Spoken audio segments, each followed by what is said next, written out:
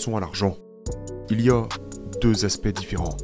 Il y a la monnaie, qui est quelque chose que nous utilisons pour acheter et vendre des choses. Et puis, il y a la réserve de valeur. Et beaucoup d'entre nous partent du principe que notre argent est censé être une réserve de valeur, que c'est censé garder sa valeur. Ce que les riches comprennent, c'est que l'argent n'est pas une très bonne réserve de valeur.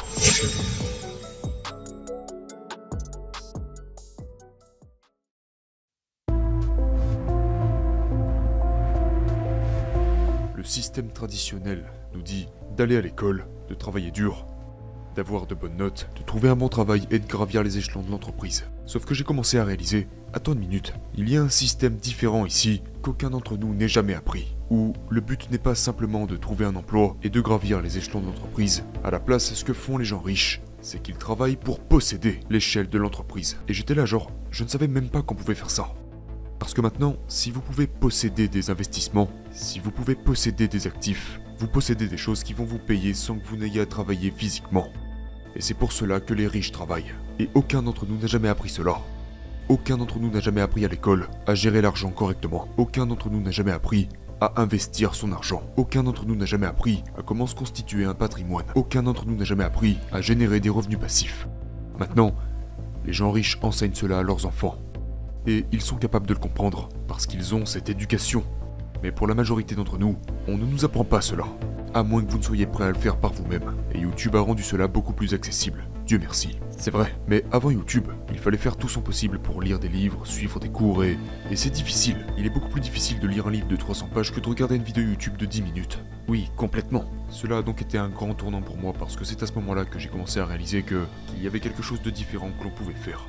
Donc la deuxième habitude dont nous avons parlé, c'est de, vous savez, rompre avec ce système traditionnel. Et puis la troisième chose est de comprendre ce qu'est l'argent. Et c'est un concept très difficile à comprendre. Et la raison pour laquelle nous devons comprendre cela dans notre culture est parce que, quand nous pensons à l'argent, il y a deux aspects différents. Il y a la monnaie, qui est quelque chose que nous utilisons pour acheter et vendre des choses. Et puis il y a la réserve de valeur. Et beaucoup d'entre nous partent du principe que notre argent est censé être une réserve de valeur, que c'est censé garder sa valeur. Ce que les riches comprennent, c'est que l'argent n'est pas une très bonne réserve de valeur. Donc ce que vous voulez, c'est prendre votre argent et le convertir en quelque chose qui est une réserve de valeur, ou peut-être même quelque chose qui va vous rapporter un revenu. Et il faut que vous compreniez cela parce que c'est la raison principale pour laquelle les riches n'économisent pas leur argent comme vous le faites. Vous voulez faire travailler votre argent pour vous. Ce qui nous amène maintenant au deuxième côté. Que font les riches ?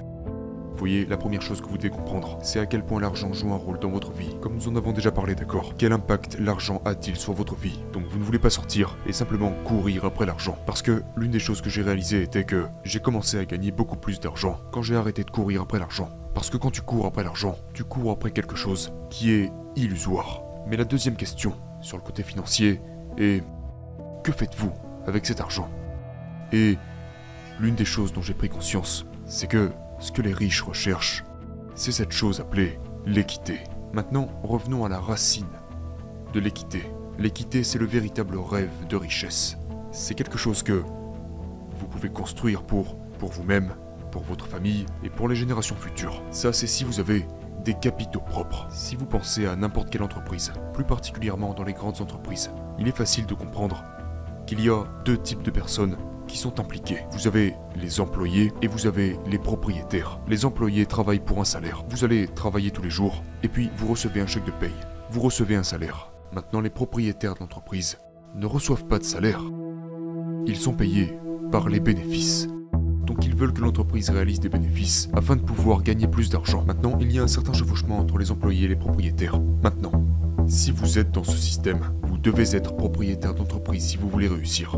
Mais attention, une des choses que je veux mettre en garde, c'est que la majorité des gens ne devraient pas essayer de démarrer une entreprise. Maintenant, vous pourriez penser, mais vous venez de dire que tout le monde devrait être propriétaire d'entreprise. Ça n'a pas de sens. Eh bien, vous pouvez posséder une entreprise sans pour autant travailler pour l'entreprise. Et maintenant la question est, que faites-vous de vos revenus ? Soit vous pouvez constituer cette équité en créant vous-même une entreprise, en construisant une maison, ou alors vous pouvez acheter cette équité. Maintenant, comment faites-vous cela ? Vous devez comprendre la formule de la richesse.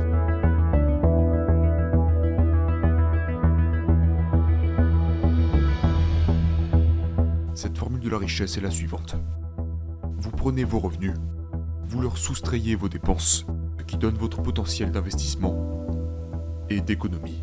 Donc, si vous prenez vos revenus, le montant d'argent que vous gagnez, et que vous lui soustrayez toutes vos dépenses, votre loyer, votre crédit de voiture, vos courses, votre essence, vous lui soustrayez toutes vos dépenses, et s'il vous reste quelque chose, et bien maintenant vous avez de l'argent supplémentaire, ou la totalité de cet argent.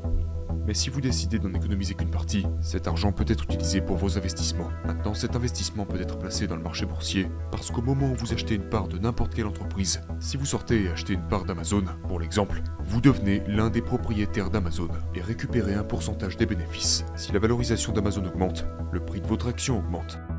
Le deuxième moyen serait par le biais de l'immobilier. Et je ne parle pas de votre maison, mais d'investissement immobilier. Ensuite, cela peut être fait par le biais de votre propre entreprise, ou si vous ne souhaitez pas créer votre propre entreprise, vous pouvez investir dans des startups.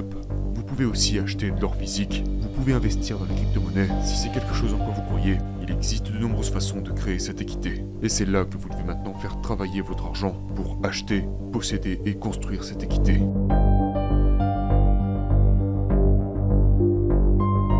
Ce que j'essaie de dire, c'est que vous pouvez commencer avec très peu d'argent. Je veux dire, de nos jours, avec les outils que nous avons à disposition, si vous avez 10 $, vous pouvez commencer à construire cette équité.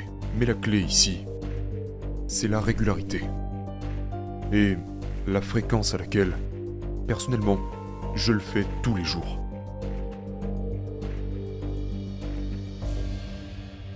Quand je dis régularité, les gens me disent « Oh, mais faut que je mette au moins 100 $. » Eh bien, si vous les avez, oui, vous pouvez le faire. Mais le truc avec la régularité, c'est que vous pouvez le faire automatiquement. Chaque fois que vous êtes payé, prenez une partie de cet argent et investissez-le automatiquement. Maintenant, la prochaine question est « Où dois-je mettre cet argent? Est-ce que je dois simplement le jeter dans Tesla ou Amazon ?» Eh bien, si vous n'êtes pas prêt à faire vos propres recherches, ou que vous ne voulez pas essayer de trouver les meilleures entreprises, que vous ne voulez pas investir dans l'immobilier, que vous ne voulez pas en apprendre plus sur ce type de choses plus avancées, que vous voulez simplement faire travailler votre argent, eh bien la chose la plus simple que vous puissiez faire est de vous pencher sur quelque chose qu'on appelle les ETF. Ce sont les fonds indiciels cotés en bourse, qui vous donnent une exposition non pas à une entreprise, mais à de nombreuses entreprises, voire même à des centaines d'entreprises. Par exemple, il y a quelque chose qui s'appelle le S&P 500. Qui est le groupe des 500 plus grandes sociétés du marché boursier, fondamentalement les 500 plus grandes entreprises américaines. Et vous pouvez investir dans le S&P 500 en commençant avec $1. Donc vous investissez dans cette seule chose et vous obtenez une exposition à 500 entreprises différentes. Et vous n'avez pas à vous soucier de ce que font chacune de ces 500 entreprises. Vous investissez simplement sur l'Amérique, sur le futur de l'économie américaine, si c'est quelque chose en quoi vous croyez. Maintenant, chaque fois que vous êtes payé, placez-y 100 $. Faites ça tous les mois sur une longue période de temps.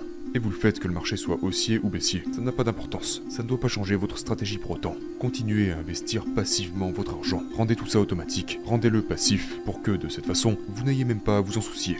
Continuez simplement à construire. Et c'est comme cela que vous activez l'effet cumulé. Toute l'idée n'est pas de faire seulement un gros virement une fois. L'idée est de mettre un peu d'argent et de laisser grandir. Mettre plus d'argent, laisser grandir et ainsi de suite. Et lorsque vous commencez à mettre votre argent au travail, et que vous le faites de manière régulière, au fil du temps, vous pourrez créer une véritable richesse. Si on regarde le pouvoir de l'effet cumulé, quelques centaines de dollars par mois, investis tous les mois de ses 21 à ses 65 ans, sur un rendement moyen, nous parlons littéralement de plusieurs millions de dollars. Et cela commence simplement par faire un seul petit investissement et d'être régulier.